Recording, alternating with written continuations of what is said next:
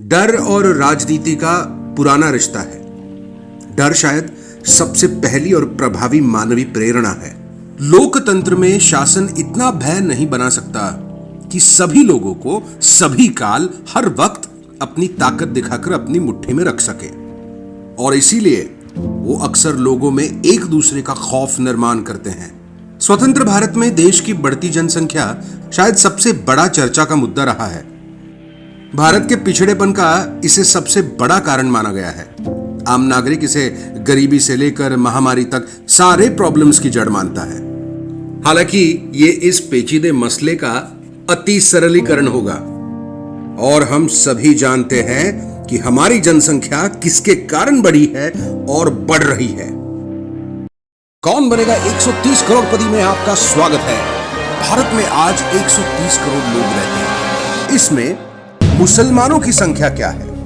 आपके ऑप्शंस ये रहे: ए 60 करोड़, बी 50 करोड़, सी 40 करोड़ या डी 35 करोड़। कंप्यूटर जी, सही जवाब है भैया 1 मिनट आप ब्रेक ले लीजिए। तब तक हम इस जनसंख्या के बारे में थोड़ा और समझ लेते हैं। 1947 में लगभग 35 करोड़ भारतीयों ने आजादी हासिल की। 1961 की जनगणना यानी सेंसस के मुताबिक भारत की आबादी लगभग 44 करोड़ थी। 1971 में 55 करोड़, 1981 में 69 करोड़, 1991 में 85 करोड़, 2001 में 103 करोड़ और 2011 में 121 करोड़। अगले सेंसस तक यह आंकड़ा लगभग 130-35 करोड़ होगा। कौन बनेगा 130 करोड़पति के विजेता घोषित करने से पहले एक और चीज देख लेते हैं। टोटल फर्टिलिटी रेट TFR, बच्चे पैदा करने के दर को फर्टिलिटी रेट कहा जाता है। 2004-05 में हर भारतीय महिला को औसतन 3 बच्चे होते थे। इसमें मुस्लिम महिलाओं को 3.4 और हिंदू महिलाओं को 2.8। 2015 में भारत सरकार द्वारा नेशनल फैमिली हेल्थ सर्वे किया गया। देश की फर्टिलिटी रेट इन 10 सालों में 3 से कम होकर 2.2 हो गई। हिंदुओं की 2.8 से 2.13 पर आ गई, यानी 0.67 कम बच्चे प्रति स्त्री, और मुसलमानों की 3.4 से 2.62 पर, यानी 0.78 कम बच्चे प्रति स्त्री। मुस्लिमों के बच्चे पैदा करने की रफ्तार में सबसे बड़ी गिरावट आई है। इसका मतलब हमारे 25 नहीं, हमारे 2.5। फिर एक बार स्वागत है आपका कौन बनेगा 135 करोड़पति में। हॉट सीट पर है आप। भारत में आज 130 करोड़ लोग रहते हैं। इसमें मुसलमानों की संख्या क्या है? आपके ऑप्शंस थे: ए 60 करोड़, बी 50 करोड़, सी 40 करोड़ या डी 35 करोड़। जो भी था गलत था, क्योंकि इसमें सही विकल्प है ही नहीं। 2011 के सेंसस के अनुसार भारतीय मुस्लिमों की संख्या 17.2 करोड़ और हिंदुओं की 96.6 करोड़। जब कोई हमसे कहे कि जल्द ही मुसलमानों की आबादी हिंदुओं से ज्यादा होने वाली है, तो वे भ्रमित है, क्योंकि उनसे सरासर झूठ बोला गया है।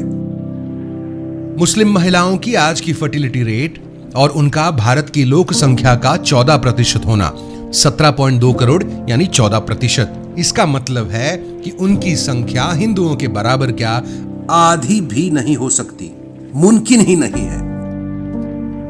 दुनिया भर के विशेषज्ञों का कहना है कि सन 2050 में भारतीय मुस्लिमों की संख्या लगभग 31 करोड़ होगी और भारतीय हिंदुओं की 130 करोड़।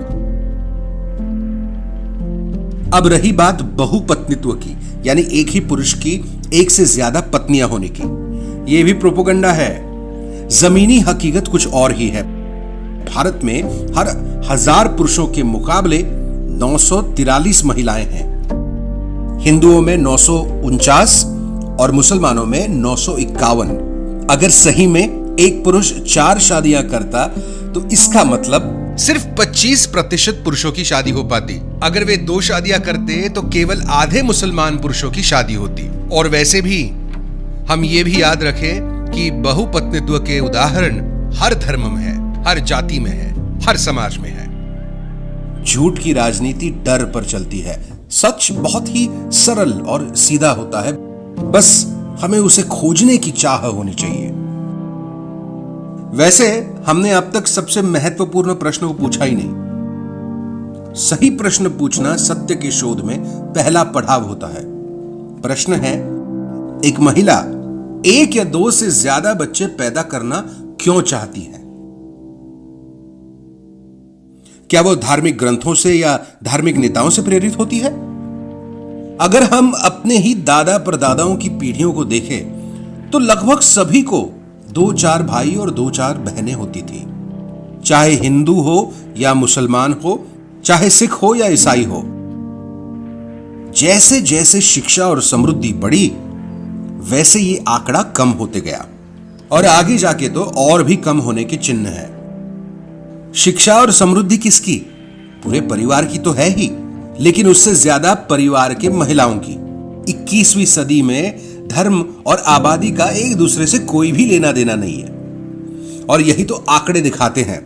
केरल, कर्नाटक और आंध्र प्रदेश में रहने वाले मुस्लिम महिलाओं की फर्टिलिटी रेट यानी बच्चे पैदा करने की रफ्तार बिहार, राजस्थान और यूपी में रहने वाले हिंदू महिलाओं की फर्टिलिटी रेट से कम है। जब और जहां महिलाओं के शिक्षा और सक्षमीकरण का काम होता है, वहां आबादी अपने आप कम हो जाती है। इसकी जड़ें धर्म में नहीं, विकास में है। जगह भारत जानता है कि मजहब के नाम पर देश को तोड़ा जा रहा है। आइए जमीनी हकीकत को समझ लें, डर के प्रोपेगेंडा को दूर भगाएं और भारत के असली मुद्दों और विषयों पर बात करें। हमें ये हमारे आने वाले पीढ़ियों के लिए करना होगा। जय हिंद।